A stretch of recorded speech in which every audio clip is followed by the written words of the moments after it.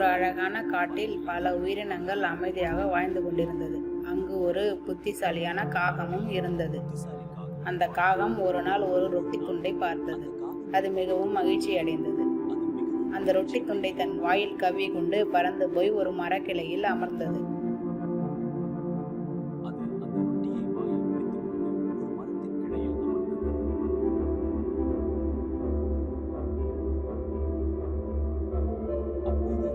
அப்போது அங்கு ஒரு நரி வந்தது. அந்த நரி அந்த ரொட்டி துண்டை பார்த்து ஆசை கொண்டது.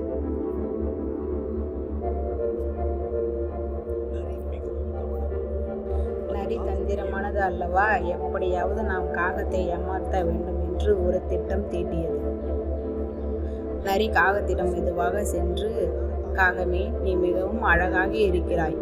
உன் குரல் மிகவும் இனிமையாக இருக்கும் என்று கேட்டேன் என்று சொன்னது. இதை கேட்டதும் மகிழ்ச்சியடைந்த காகம் தன் குரலை காட்ட நினைத்தது.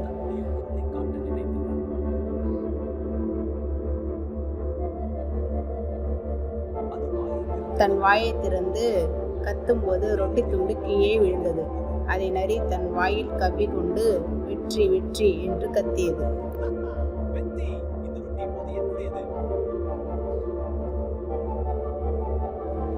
இனி இந்த ரொட்டி துண்டு எனக்கு தான். புகழ்ச்சியை நம்பினால் இப்படித்தான் நடக்கும். பார்த்தாயா, புகழ்ச்சியில் மயங்கினால் இப்படித்தான் ஆகும். இனி உன் இரவுகள் அழகு என சொல்லி உன்னை யாரும் ஏமாற்ற முடியாது என்று சொல்லிவிட்டு நரி ஓடிவிட்டது. காகம் மிகவும் வருந்தியது. நான் யோசிக்காமல் நடந்தேன் என்று உணர்ந்தது. அன்று முதல் அது யாருடைய புகழ்ச்சியையும் எளிதில் நம்பவில்லை. புகழ்ச்சியை கேட்டவுடன் மகிழ்ந்து விடாமல் அதை யோசித்து செயல்பட வேண்டும். புத்திசாலித்தனமே நம்மை காப்பாற்றும்.